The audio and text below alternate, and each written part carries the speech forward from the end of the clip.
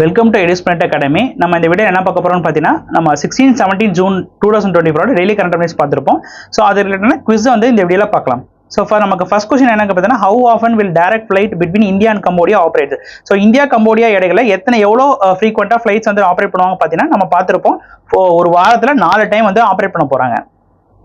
So second question பார்த்தீங்கன்னா, for what did Indian railways enter the Limca books of record? So வந்துட்டு railway வந்து எதுக்காண்டி வந்துட்டு லிம்கா புக்ஸ் ஆஃப் ரெக்கார்டுக்குள்ள வந்தாங்கன்னு பார்த்தீங்கன்னா, உங்களுக்கு வந்துட்டு most people at public service in. So வந்து 40 லட்சம் பேரை வந்துட்டு பப்ளிக் ஈவெண்ட்ல வந்து ஆர்கனைஸ் பண்ணதுக்காண்டி தான் ரயில்வே வந்து இந்த ரெக்கார்டுக்குள்ள வந்திருப்பாங்க.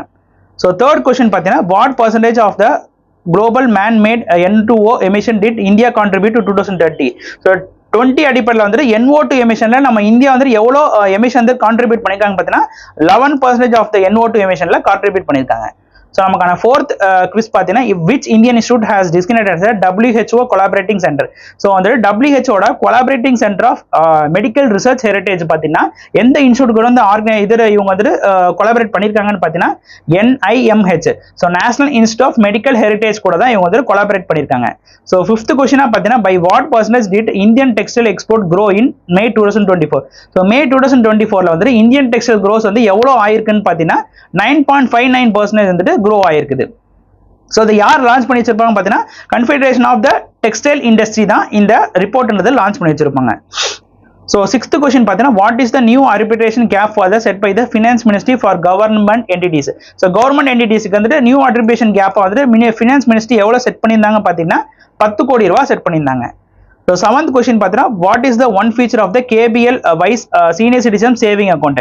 ஸோ வந்துட்டு இந்த KBL wise senior citizen saving account படி என்ன அவங்களுக்கு வந்துட்டு சீனியர் சிட்டிசன் தராங்க பார்த்தீங்கன்னா, free top up health insurance up to 10 lakhs தான் வந்து தராங்க. அது போக உங்களுக்கு வந்து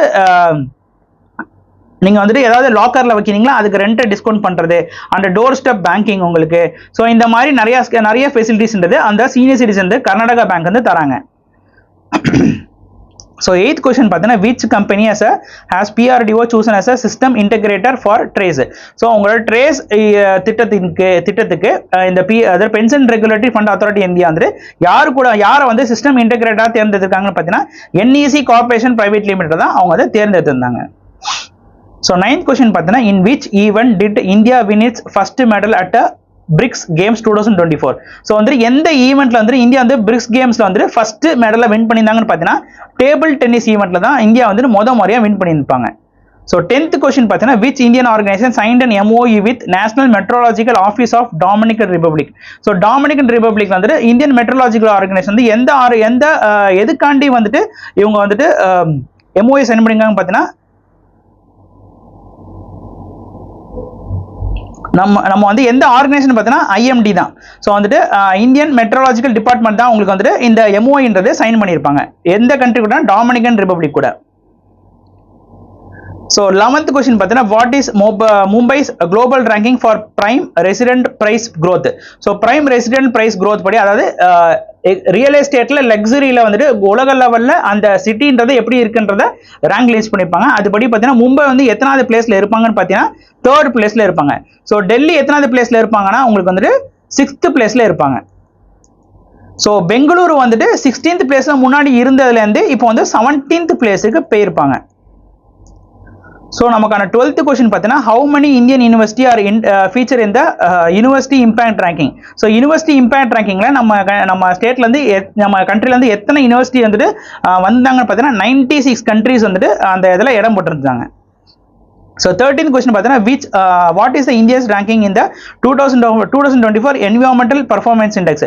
ஸோ என்விரான்மெண்டல் பர்ஃபார்மன்ஸ் இண்டெக்ஸ்ல வந்துட்டு நம்ம இந்தியா வந்து எவ்வளோ ரேங்க்ல இருந்தாங்க பார்த்தீங்கன்னா 176th ரேங்க்ல இருப்பாங்க out of 180th rank. So நமக்கு அடுத்து தான் பாகிஸ்தான் இருப்பாங்க. ஸோ 14th கொஸ்டின் பார்த்தீங்கன்னா, which company has joint venture of the Jio platform limited for satellite internet service in India? So internet service in India வந்துட்டு ஜியோ கம்பெனி யார் கூட கொலாபரேட் பண்ணிருப்பாங்க பார்த்தீங்கன்னா SCS கம்பெனி. இது வந்து லக்சன்பர்க்கை சேர்ந்த ஒரு டெக் கம்பெனி கூட தான் இவங்க வந்து கொலாபரேட் பண்ணியிருப்பாங்க. ஸோ 15th கொஸ்டின் பார்த்தீங்கன்னா, which state in India announce 1 crore in the insurance compensation for employees dying in road accident? So road ஆக்சிடென்ட்ல இறந்து போற அவங்க ஸ்டேட் எம்ப்ளாயிஸ் வந்து 1 கோடி ரூபாய் வரைக்கும் இன்சூரன்ஸ் ஸ்கீம் வந்து தராங்க. அது எந்த ஸ்டேட்னு பார்த்தீங்கன்னா கர்நாடகா ஸ்டேட் தான் உங்களுக்கு. So what is the title of the Alpana Killawala book wrote by the about RBI. So வந்துட்டு ஆல்பனா கில்வான்ற ஆர்பிஐல வேலை செய்கிற எம்ப்ளாய் வந்துட்டு ஆர்பிஐ பற்றி ஒரு புக் ரிலீஸ் பண்ணிருப்பாங்க. அந்த புக்கோட டைட்டில்ன்றது பார்த்தீங்கன்னா எ ஃப்ளை ஆன் ஆர்பிஐ வால் தான் அந்த புக்கோட டைட்டில். ஸோ இந்த குவிஸ்ல வந்துட்டு உங்களுக்கு வந்துட்டு நம்ம பார்த்த எல்லா கண்டென்ட்டுமே இருந்திருக்கும். ஸோ இதை பேஸ் பண்ணி தான் உங்களுக்கு வந்து எக்ஸாம்ஸ்ல இந்த மாதிரி தான் குவிஸ் கேட்பாங்க உங்களுக்கு.